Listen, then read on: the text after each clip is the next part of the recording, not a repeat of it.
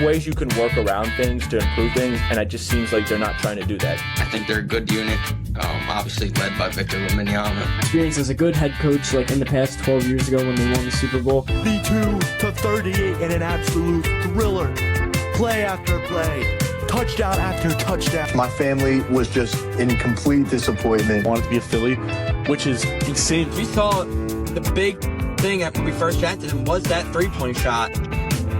Obviously, he's drained that down, so we can't even really complain. My team, so it's been really cool. I'm definitely not a special guest. I'm a guest on a special podcast. That's what it is.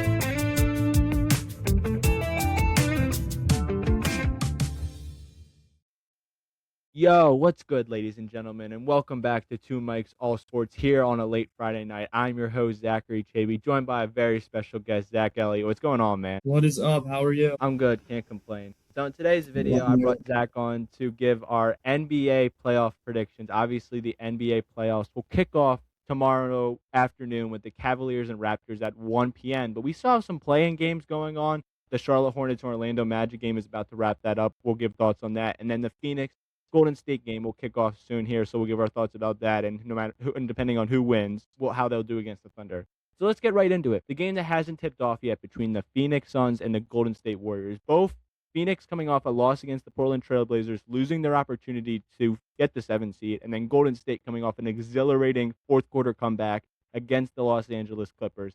How are you feeling about this game tonight, and how it impacts the matchup against the Thunder? Well, I'm very interested in this game. Obviously, Stephen Curry with the 35 points against LA is absolutely unreal and what we expect from him. So obviously they're going to lean on him big time tonight. I think Mark Williams is out tonight, officially. Yeah, he is. So it'll be interesting to see what the Suns have to do. It's going to be a lot dependent on Kristaps Porzingis for Golden State to kind of take advantage of that. I have Golden State winning. We'll see what happens, but it could go either way. Yeah, I agree with you with Golden State wholeheartedly because of the components. Mark Williams being out, I think we learned from the 7-8 game that it doesn't make much of an impact. I still can't believe they basically traded 2 first-round picks for him, and the Lakers thought that was going to be their missing piece. But then also another component, a hilarious one, Jalen Green already had his legacy game, so he's due for a trash game. We learned that from the series last year with the Golden State Warriors in that 7-game series. So, but no, I'm very interested to see how things go. I think no matter who wins, and I agree with you with Golden State, I think Golden State's just going to win because Curry ignited himself. Like, Curry put the team on his back and went off against the Clippers. A team than the Clippers who really came from a lot this season were able to recover and make this play-in spot and had a good team, but Golden State just controlled that fourth quarter. And then the most component of them all, Al Horford knocking down 4 threes in the fourth quarter, vintage Al out there. Like, what else can you ask out of him? It sucks that they don't have this team at full strength because I would be interested to see a Warriors matchup no matter who they face.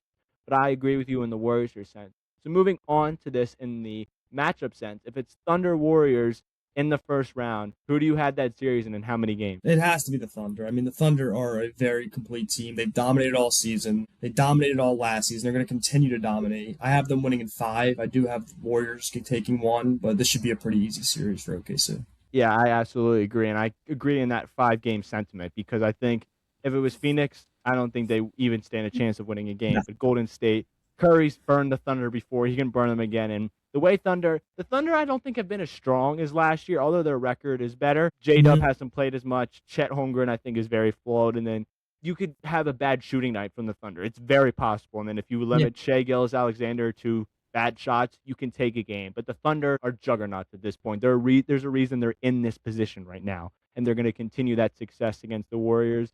And we'll see how it goes in the second round. But I think it's going to be I don't know if it's going to be a close 5 games. I think there's going to be a few blowouts in there, maybe the first 2 games, but then I think the Warriors will probably win a game down 3-0, and then the Thunder will put it to bed in game 5. So I think the Thunder's mentality will absolutely come to show why I'm also picking them. And then obviously you pick them as well against whoever they face. So, but yeah, moving on to the Lakers-Rockets series. Obviously, before we hopped on here, we talked about this series being very flawed with the injuries and then the inconsistent play. How are you feeling about this series as a whole before you give your prediction? So I'm a little shaky on this series, obviously. Lakers are going to lean heavy on LeBron. No Luka, no Austin Reeves. They hope to get Luka back, even if they He's still not going to be 100%. This should be Houston's series. They're going to need a very, very good performance out of LeBron to even keep this series running into Game 6. Yeah, definitely. And then obviously you have the Rockets pick here. What's your reasoning with that? The Rockets are just a better overall team, in my opinion, especially with no Luka, no Austin Reeves. You look at a very beat-up Lakers team. They're, again, putting everything onto 41-year-old LeBron James. You do have Kevin Durant, who's questionable, but either way, this Rockets team is still young, and they definitely have a more complete team. Yeah, absolutely. Just looking at this series as a whole from my perspective, a few weeks ago, I think this would be easy a Lakers runaway because of the lack of point guard play that Houston has. But Luka not even being close to 80%, not probably having Austin Reeves this entire series, and having to lean on a 41-year-old LeBron James as your number one scorer is not a recipe for success. And you have the emergence of Marcus Smart. But at the end of the day, you got DeAndre Ayton out there as your starting center in the playoffs. And if he's proved anything in the playoffs, he can't perform in it. And I just think the Rockets, especially Kevin Durant, maybe only misses game one. The Lakers take that game.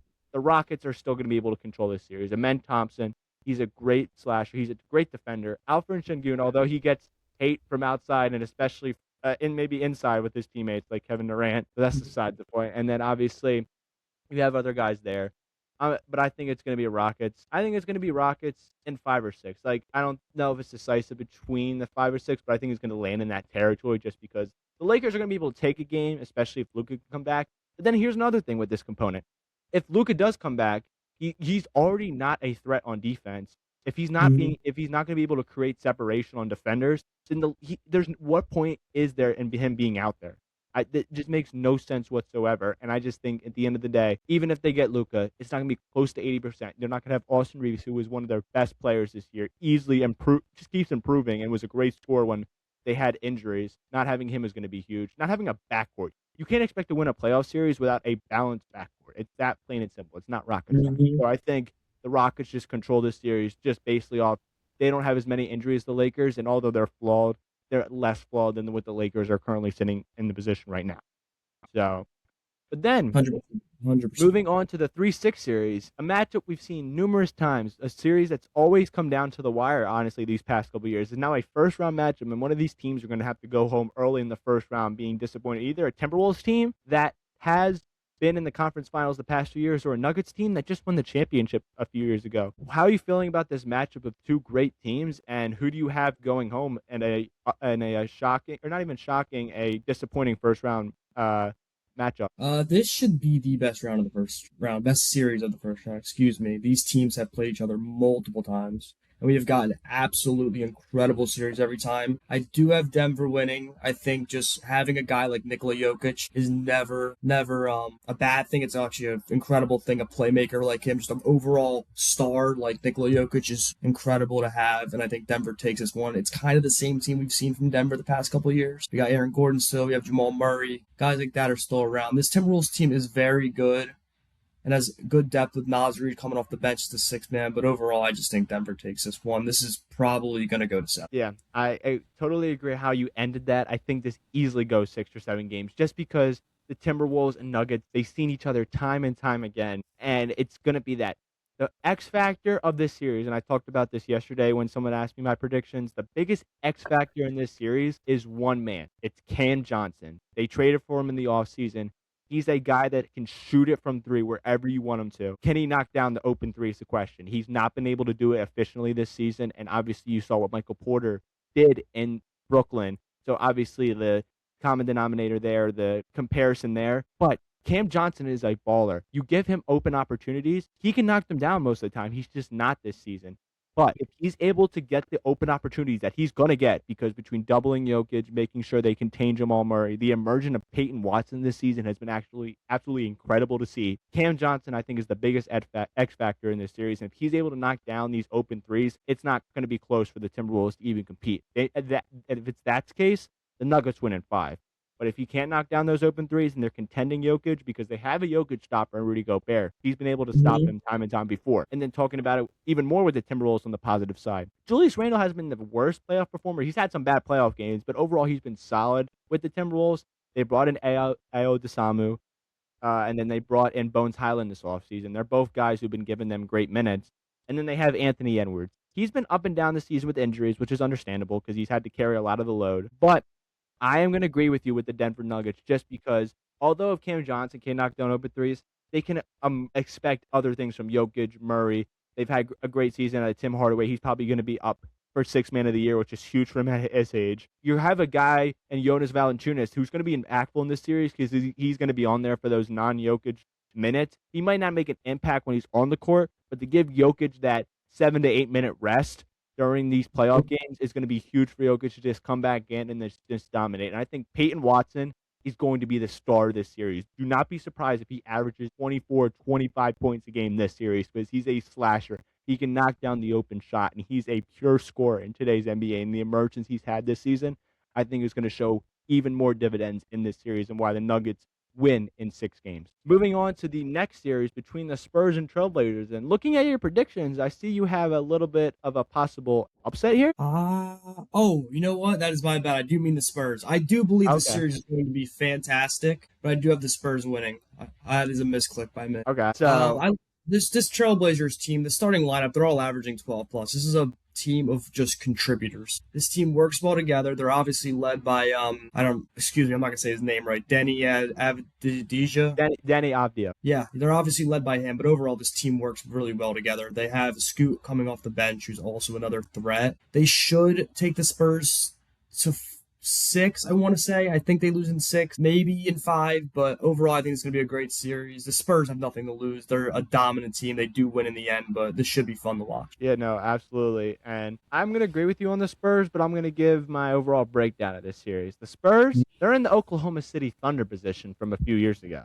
The Thunder lost in the second round to the Mavericks. The Spurs are in this series. It's not an easy test. And then I think another example I want to give is the Sacramento Kings. They were a young team. They made some moves, traded for Domantas Sabonis, had a good team, finally got into the playoffs. Who'd they have to face? Steph Curry and the Golden State Warriors, and that game went to 7 games. And I like the point that you bring up. Could this be a 6-game series? I'm going to agree with you that this is going to be a 6-game series. This Trailblazers team is a great team. Scoot Henderson has been good. Shaedon Sharpe has been good coming back from injury. And that's another thing. These guys will be back from injury. Drew Holiday, they kept him, and he's been a great point guard. And I don't know if you saw, Damian Lillard, he's questionable. They've updated his status to questionable. So if he can make any impact in this series, that would be so amazing to see. But then you bring in Denny Avdija. He has been a godsend to them this year. He dropped 41 points in the play-in game. He was an absolute dynamite in that game. Tamani Kamara has been a great guy from 3. I remember back earlier in the season when the Sixers played him, he knocked down like 9 or 10 threes through 3 quarters against us. He was just shooting it from wherever he wanted to. And they have Donovan Clingan. They have the Time Lord who's still doing it, and Robert Williams getting good minutes. So I think this series is going to be competitive, but you got to go with the Spurs. The Spurs got Wemby. You got that. De'Aaron Fox, who already has playoff experience. Stephon Castle has taken that leap to perfection. Dylan Harper has been great as a rookie. He's great. He was a number 2 pick. You got exactly what you wanted out of him. He was a great scorer, and he's ready to improve next season and show it in this playoffs. And like you said, they're a young team. You could say they're playing with house money, but the way they're treating this season, like they were a 60-win team. They went from being a losing team to now being a 60-win team. And I think I give a lot of props to them and their head coach, Mitch Johnson. He's been a godsend to them. He's been a great coach taking over for Greg Popovich and just giving this team a new light, a new identity. They're a team that is going to be reckoned with in the playoffs. And if we get the prospect of a Nuggets-Spurs matchup, we'll talk about it in the second round. That is going to be get your popcorn ready. That's going to be a great 100%, series. 100%. That series would be unreal. But before moving on to the second round of the West, we're going to get into the Eastern Conference and talk about the 1-8 matchup. It's looking like it's going to be Pistons, Orlando. Who do you have winning that series? I'm going to take the Pistons. I think the Pistons have been dominant all season long. They have a good team. Let me see it real quick. I think Jaren Duran is out right now. They have him listed as out. Well, that was a couple days ago, but we'll see what happens when we get there tomorrow or Sunday, whatever day they play. But I mean, I think the Pistons win this series pretty dominantly. I'm going to say 5. I think the Magic are good enough to take a game. But I think the Pistons should take control of this and win pretty easily. Yeah, I agree. And I have it being a sweep. I don't think this is going to be close. I know we talked about it beforehand. I didn't even think that they were going to be in this position, but obviously they played really well tonight against the Hornets, completely locked down LaMelo Ball, and they obviously earned this opportunity to face the Pistons. But Cade Cunningham has been back. They have Jalen Duren, who's been a great pick and roll center with Cade Cunningham. They have Dennis Jenkins, the rookie, who stepped up in Cade Cunningham's absence. And they just have guys, and then they have the other Thompson brother, or Sar Thompson, who just gives you good minutes, is a great defender. And I'm excited to see what he does in his second year in the playoffs. And don't forget, the Pistons were in this position last year. They were in the playoffs as a 6th seed facing the Knicks, and they took them to the wire. Now they're the 1 seed being the hunted. I'm excited to see how they take that, but I think they have the perfect test in the first round, the Orlando Magic. I think it's going to be a breeze. I think it's going to be a sweep. So, but then we talk about more intriguing matchup. This matchup, for me, has been a toss-up since we've known it's going to happen. It's the Cavaliers and it's the Toronto Raptors. How are you feeling about this matchup? I 100% agree. I think this matchup can go either way. This is another 6-7 game series, no pun intended. Both of these teams are very well built. They have both been here before. They know what they're doing. Maybe the Cavs more than the Raptors has been a little bit higher of expectations for Cleveland these past few years. But honestly, I'm tossed up. I have the Cavs winning in the end, but anyway, absolutely anyway, the series could go. Yeah, no, I think the series can go anyone's way. I've been an advocate of bringing up the Cavaliers as possible. I've been the type of person throughout the second half of the season ever since they acquired James Harden. I'm like, this doesn't move the needle for me. Just the amount of guys they have on that team, I mean, James Harden, the experience he has in the playoffs, Donovan Mitchell never being able to reach a conference finals, and then Evan Mobley and Jared Allen always coming up short in these playoffs. I just think at the end of the day, though, this Raptors team, I think they kind of don't know what they want to be. They kind of have too many forwards. I mean, they have Brandon Ingram, RJ Barrett, Scotty Barnes. Like, that's 3 guys that could be small forward, power forward shooting guards, and they kind of just play them like free will. They kind of play them wherever they fit need, and I just think it's good in some ways, but the Cavaliers, I think, have more of a balanced lineup, and then they were able to trade DeAndre Hunter during the trade deadline for Dennis Schroeder and Keon Ellis, who've both been able to give them good minutes, and Keon Ellis, I just love his play style. I think he's a great defender. He's that gutsy guy off the bench that's going to give you good minutes, play great defense, and he's a guy who can just fly down the court. And I think that's what's going to be the ultimate factor. I think the Raptors, they have a solid offense, but I think it's going to be exposed as pretty bad. I think it's going to be a competitive series, but I think there's going to be a lot of games where the Raptors have the opportunity to close out these games, and the Cavaliers are going to win it, and that's why I have the Cavaliers winning in 6 games. Moving on to the next series between familiar foes in these playoffs, the Knicks and the Atlanta Hawks. How are you feeling about this series?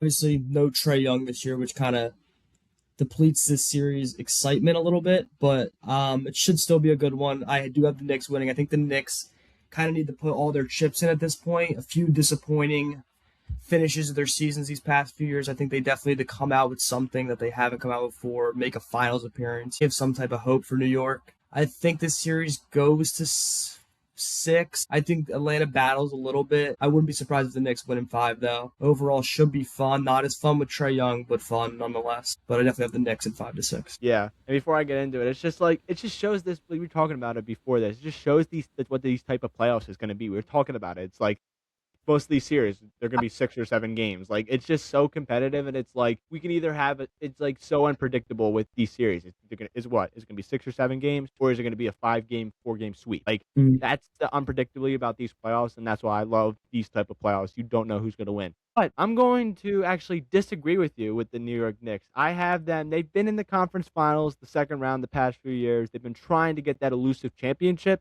I just got to tell you, though, Zach, this Atlanta Hawks team has been on fire. And honestly, you talking about Trae Young not being part of this?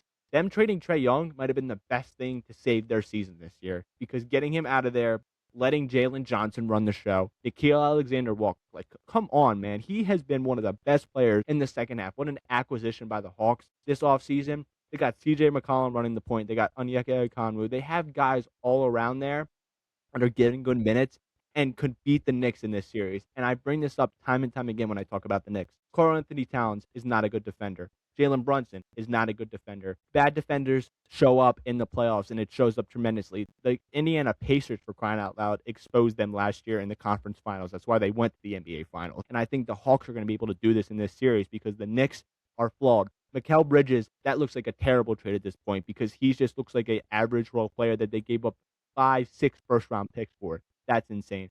OG Anunoby, he's okay. Josh Hart, you're going to get good defense out of. And then you got Jose Alvarado and Jeremy Sohan off the bench. I just think this Hawks team is straight out better than the Knicks. The Knicks have had hot streaks. They've had bad streaks. I just don't think this Knicks team as a whole is good enough to beat the Atlanta Hawks. So that's why I have the Hawks winning this series in 6 games. But moving on to the last East series, obviously both of us being Sixers fans, obviously we were happy that we beat the Orlando Magic and we were able to advance into the playoffs. But what do you know? Sometimes when you win, there's no real no real reward in it, because either way, between the Magic and the Sixers, we knew whoever won that game was going straight to hell, and that hell is the Boston Celtics. And how are you just feeling about this series? 1, at the 2 teams, and 2 as a Sixers fan. As the 2 teams, I mean, the Celtics are clearly the better team, more experienced. I'm getting I apologize. Jason Tatum back this season has been absolutely huge and kind of reignited them to that team they were in 2023. I'm obviously optimistic because you have to be as a Sixers fan, but in the end, we know how this ends. Read this story so many times. The Celtics win this series in probably 5. If Embiid comes back, we're lucky if we get 6. The Sixers are just not a match for Boston, and they have a real chance at winning the title this year. Exactly, and I like you bring it up. We've seen this story before, and this might be the worst chapter because we're a 7 seed that's had some ups and downs, and we got to play a Celtics team that wasn't even supposed to make the playoffs this year. And it's probably a Celtics team that's more scarier than I think their championship team because of what they're able to do without Jason Tatum, and now Tatum's come back and not missed a step. I think this is another series that has the ability to be a sweep. There's so much in me that I hope I would be able to pick the Sixers. There's just no chance. I think it's more likely that I see Jesus Christ come from heaven than the Sixers win this series. I know it's crazy to say, but history has shown me that the Sixers do not stand a chance in this series.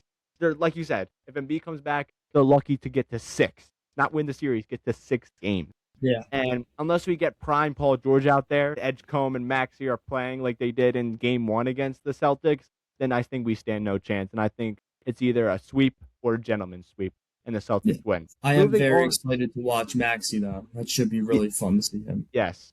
Because him finally being able to run the show, I'm very excited to see how that transpires. But then moving on to the second round matchups, you have the Thunder and the Rockets. Who do you have winning that series? I have the Thunder winning the series, actually. I think that the Rockets, again, we mentioned them against the Lakers. They are a very good team. They have a very good group of guys, but the Thunder they did this last year. They're still that dominant team. They've maybe regressed a little bit, but overall they're better. They should take care of this game. I'm going to say in 6, but I could be surprised. I just don't think that Houston has enough firepower to go against the Thunder. Yeah, I agree in that sense. I think the Rockets will be lucky to get past the first. We're literally talking about it. 9 times out of 10, if the Lakers aren't hurt, we're not picking the Rockets. And literally what had to happen is the Lakers to get hurt for the Rockets to win this series. And it's not like the Thunder will be miraculously hurt or magically hurt. And I think even then, Shea's just going to be able to destroy this Rockets team, and I have them winning in 5 games. So, but then a series that I think, if we have the possibility of having it, could be the best series we've seen in a while. Not in this playoffs, but in a while. The Nuggets and the Spurs in a possible 2-3 matchup. 2 teams that I most times would see in the NBA Finals are going to have to face off in the second round just to get the opportunity to get to the conference finals. What are your thoughts on this possible dream matchup, a matchup that would be insane? And what are your predictions? I'm just going to say this right now. If the Nuggets are able to beat the Timberwolves and the Spurs, they are the team. They are the team. That is an incredibly hard journey for the Nuggets to live up to. We're going to see Jokic versus Wembanyama, which should be absolute cinema. In the end, I do have the Nuggets, but I could see the Nuggets being in back-to-back 7-game series, and we'll just see how that wear and tear really hits them as they get deeper into this playoff run. Yeah, absolutely. I think it's going to be very interesting to see what happens as a whole, because I think Wemby, this is definitely going to be a test for him. His first playoffs to be against the Trailblazers, like we talked about, is not an easy series. And then possibly having to face Jokic in the second round, a guy who's been there and done that, it's going to be interesting.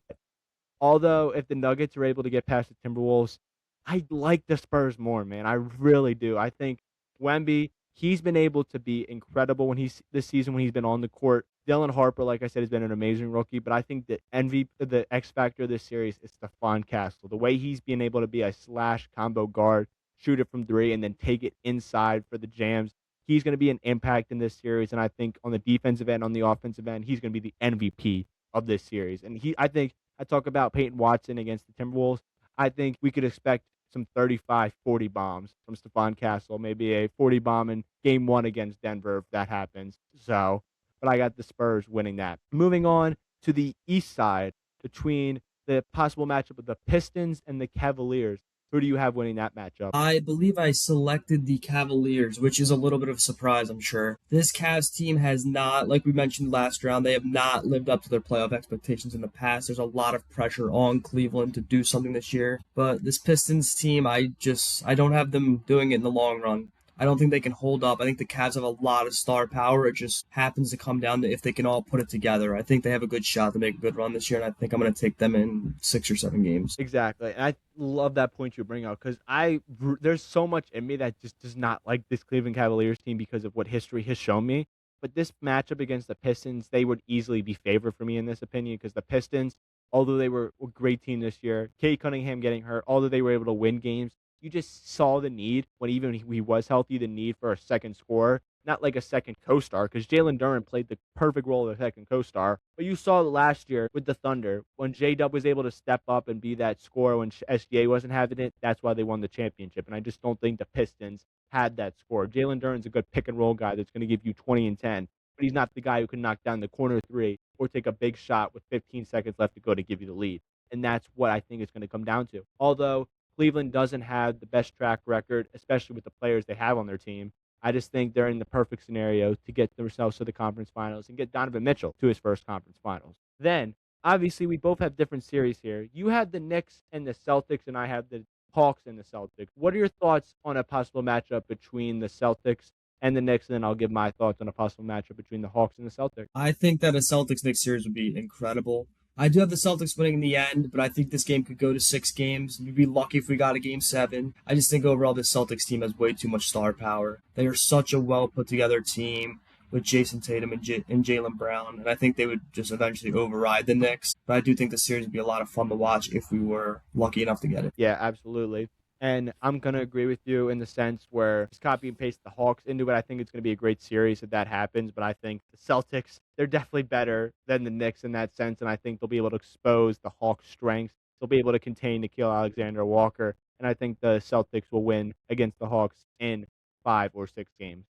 So that sets up, I believe we have close to, or you have the Nuggets in your conference finals while I have the Spurs. I think we have the same Eastern, but we have different Western. So, but yeah, moving on to the conference finals then, let's talk about the West matchup, a matchup that we saw in the second round last year that was pure cinema and went to 7 games, the Thunder and the Nuggets. Who do you got winning? I have the Denver Nuggets winning. I'm putting all my chips in on Denver this year. This is a very similar team, like I mentioned earlier, obviously.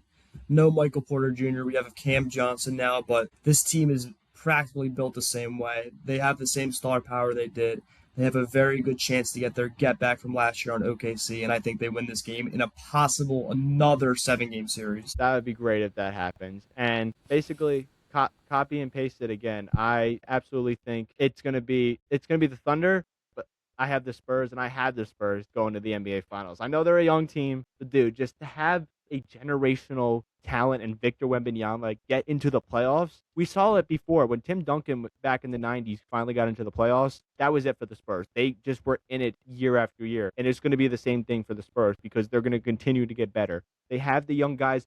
We talked about this a while ago when they first drafted Wemby. The conversation was, can they get guys around him to compete for a championship? They got enough guys around him to get to that championship run. Do they win it? We'll find out my predictions. But I just think the Spurs, if they can get past the series with the Trailblazers, and have a matchup in the Nuggets and look good in that series, they are my pick against the Thunder no matter what. So, but then moving on to both our same Eastern Conference Finals matchup between the Celtics and the Cavaliers. Who do you got winning that one in a rematch actually of, I believe, 2018, yeah. I'm going to take the Celtics here. Again, we go back to this star power. This team has been so dominant in the 2020s, and I think we're going to see the same dominance here. This Cavaliers team is going to be in a good run, but I think it ends here. I don't think there's enough to contain Boston, and I think the Celtics win this in 6. Yeah, I agree. I mean, it's a nice run for the Cavs.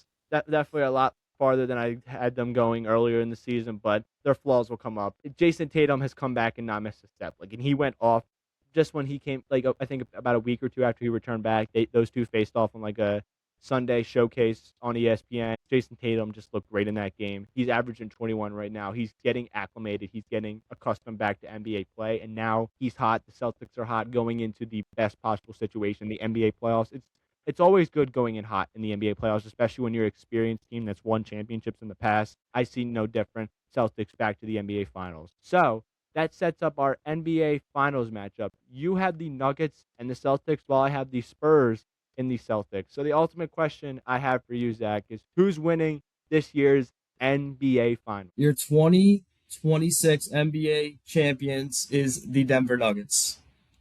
I go back. This game is could the Denver Nuggets, if they win the finals, could play 28 games. I kid you not. The teams that they have to go against, it is such a journey for them if they want to win this finals. But this team is good. I don't think the Celtics have a good answer for Jokic. I mean, they have Tatum at the 4. They have Vucevic off the bench, and then their center. I'm not even gonna try to say his name. I do know his name, but I'm gonna botch it if I say it. I don't think they have enough. Nunes Keita. Yes, I do not think they have enough power to stop Jokic and also make up for the lack of defense on Murray and Gordon and other people that we have mentioned previously. I think the Nuggets win this series in 7 games. This is so tough for me.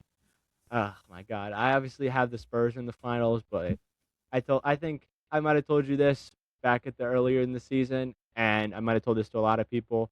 I was like, all right, we have a chance. The Celtics aren't going to be good this year. They're going to be They're going to be injured. They're not going to have a chance. When I see them playing well and Jaylen Brown's averaging 30 points and Jason Tatum's making one of the fastest recoveries on a torn Achilles, the fear went into my chest. The Celtics, and I told you this, the Celtics might be more dangerous than the team that won the championship a few years ago, and that team had a lot more better players on it. This team, top to bottom, is great.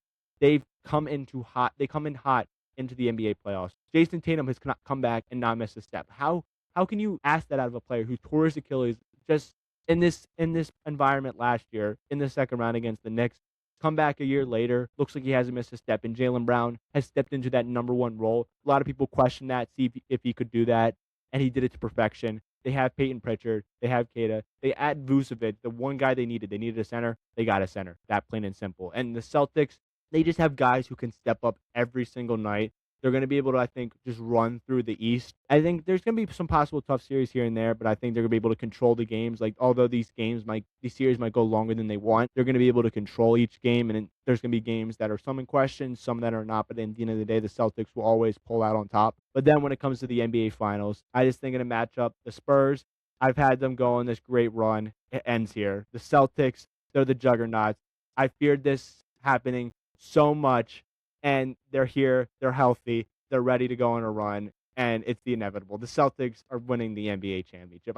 As a Sixers fan, it pains me to see this logo and pick them as the champion, but I can't go otherwise. The Celtics are winning the championship. That plain and simple. So, yeah, it does not feel good to see the Celtics there, but I can't necessarily 100% disagree with you. We know how good this team is. Absolutely. And just wrapping things up here, obviously, this is our NBA playoff predictions, but Zach, I want to get your thoughts real quick. The Flyers were finally able to get back into the playoffs, and I'll be giving my NHL playoff predictions tomorrow morning before those games, before first ice, basically before the games start. So, what are your thoughts about the Flyers getting back into the playoffs and the prospect of their series versus the Pittsburgh Penguins in the Battle of PA? I am not a huge hockey guy, but I will do the best I can. I am absolutely stoked to watch playoff hockey. I know it has been since COVID, since we've been in the playoffs, and if you want to even count COVID, but I'm absolutely excited for the. I've been saying since 2018 because the COVID year, I would just like to wash away. So if you even want to count it, you can count COVID, but nonetheless, it has been a long time since there's been playoff hockey for the Flyers. I'm absolutely excited. This team plays with a lot of energy. I know a few guys. I know Zegras. I know there's a rookie that's newer. Porter Martone. Yes, sir. I saw he had a goal. PM 94. That's what we call him here. I am very excited. I know Mitch Cobb. I know a few guys. I did go to a game earlier this year. They are very exciting to watch. I am super excited to watch them in the playoffs, and I hope they can beat Pittsburgh, but it is going to be a tough series for them. Yep. I'm stoked. But we'll see tomorrow as they play the Penguins, 8 p.m. on ESPN. It's fight night. You got the Battle of PA, so I'm stoked for it.